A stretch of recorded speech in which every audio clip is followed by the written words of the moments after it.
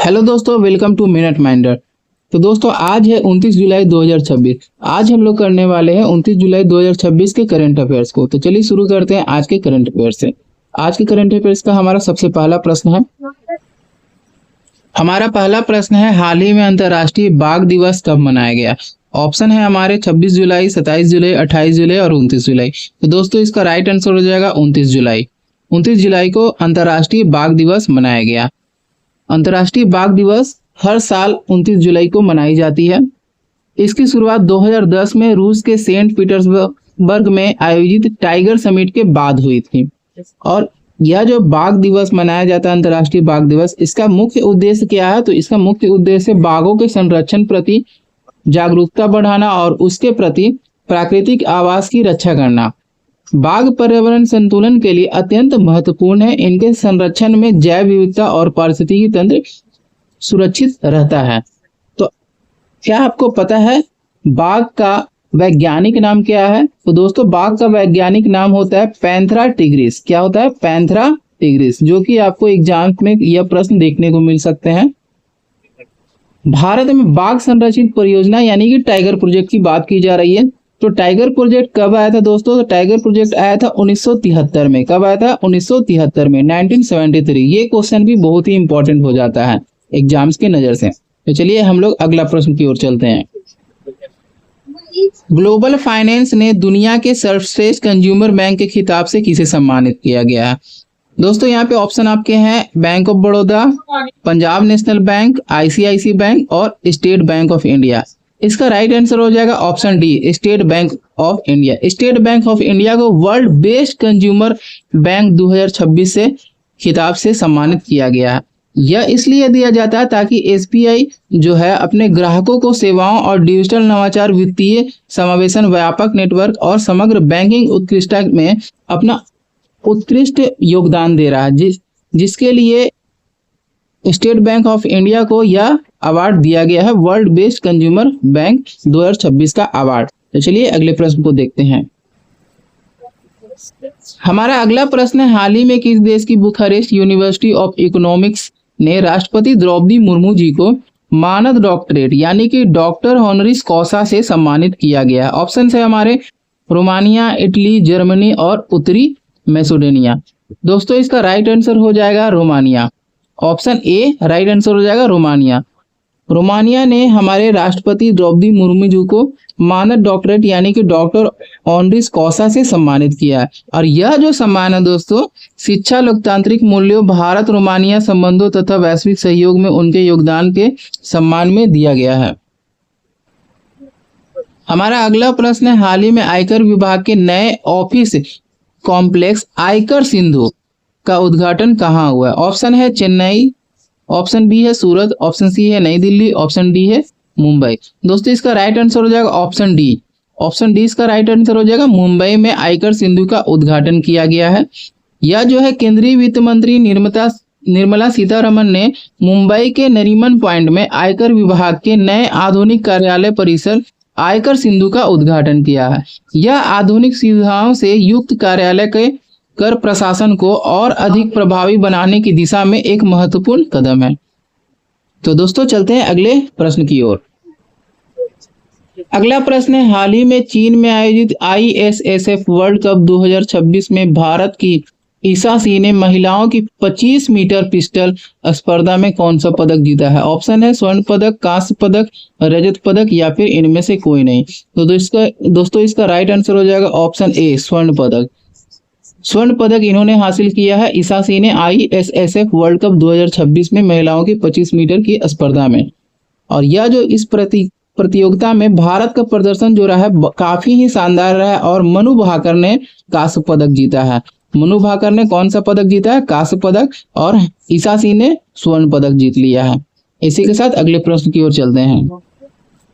हमारा अगला प्रश्न है, हाल ही में 2026 में 97 यानी कि 57 नंबर के भारतीय अंतर्राष्ट्रीय फिल्म महोत्सव का आयोजन किस राज्य में किया जाएगा? ऑप्शन है हमारे बेंगलुरु, गोवा, चेन्नई और न्यू दिल्ली।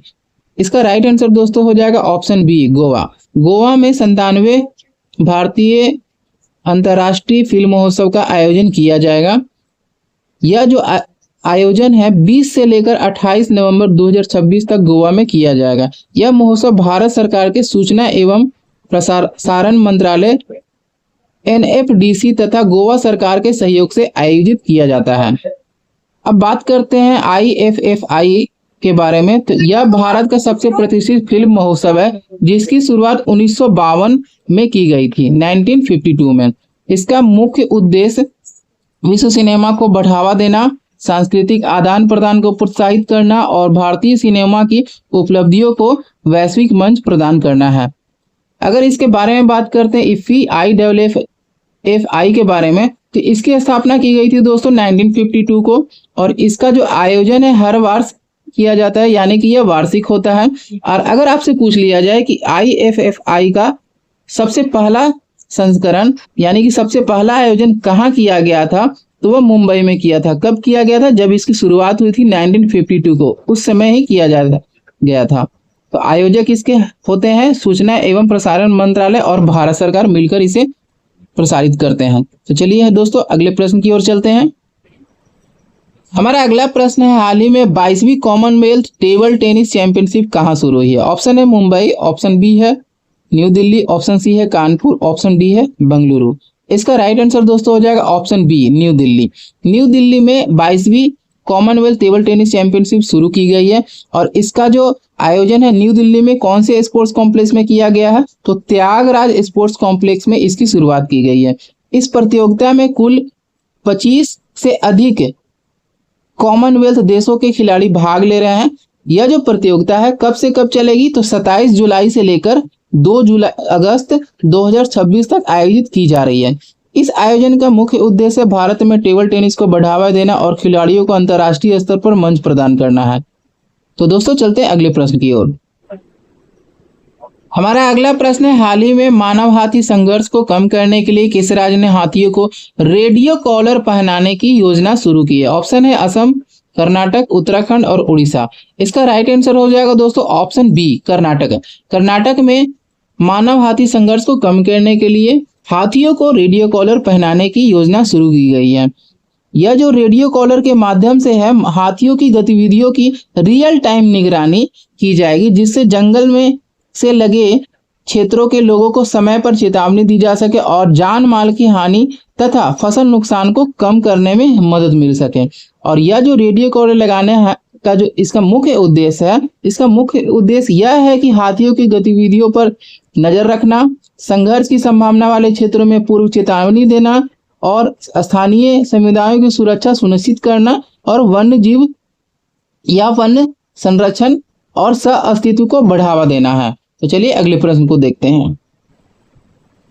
हमारा अगला प्रश्न है, हाल ही में कौन सा देश विश्व में नाविकों का दूसरा सबसे बड़ा आपूर्तिकर्ता बनकर उभरा है? तो यह ऑप्शन है हमारे अमेरिका, चीन, भारत और फिलीपींस। इसका राइट आंसर दोस्तों हो जाएगा ऑप्शन सी, भारत जो है विश्व में नाविकों का दूसरा सबसे बड़ा आपूर्तिकर्ता बनकर बना है। यह जो बिमको है और ICS सी फैरियर वर्कफोर्स रिपोर्ट 2026 के अनुसार भारत विश्व में नाविकों का दूसरा सबसे बड़ा आपूर्तिकर्ता बनकर उभरा है। भारत का वैश्विक समुद्री कार्यबल में 12% से अधिक योगदान है। इस सूची में फिलीपींस पहले स्थान पर है और दूसरे स्थान पर है भारत। दोस्तों अगर आपसे पूछ लिया जाए कि कौन सा देश विश्व में नाविकों का सबसे पहला या सबसे बड़ा आपूर्तिकर्ता बनकर उभरा है, तो ऑप्शन आपके हो जाएंगे पहले नंबर पे फिलीपींस और दूसरे नंबर पे हो जाएंगे भारत। चलिए दोस्तों अगले प्रश्न की ओर चलते हैं। हमारा आज का अंतिम प्रश्न है, हाल ही में अंतर्राष्ट्रीय फुटबॉल से संन्यास लेने वाले निकोलस कोटामेंडी किस देश के प्रसिद्ध खिलाड़ी हैं? ऑप्शन है फ्रांस, स्पेन, जर्मनी और अर्जेंटीना।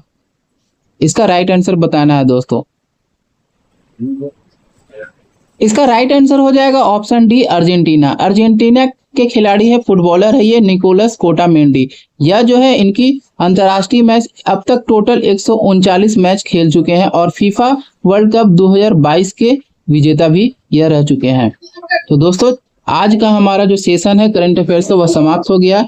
अगर यह आपको करंट अफेयर्स पसंद आ रहा है तो हमारे YouTube चैनल मिनट माइंडर को सब्सक्राइब करना ना भूलें। इसे सब्सक्राइब जरूर से जरूर करें और बेल आइकन को दबा दें और लाइक भी करें और साथ ही साथ अपने दोस्तों को भी शेयर करें। और हाँ दोस्तों, फिर से मैं एक बार बोलना चाह रहा हूँ, सब्सक्राइब करना ना भूलें। अगर आपको इसका पीडीएफ चाहिए आप लोगों को, तो मैं इसका पीडीएफ अपने टेलीग्राम चैनल पे आपको दे दूंगा।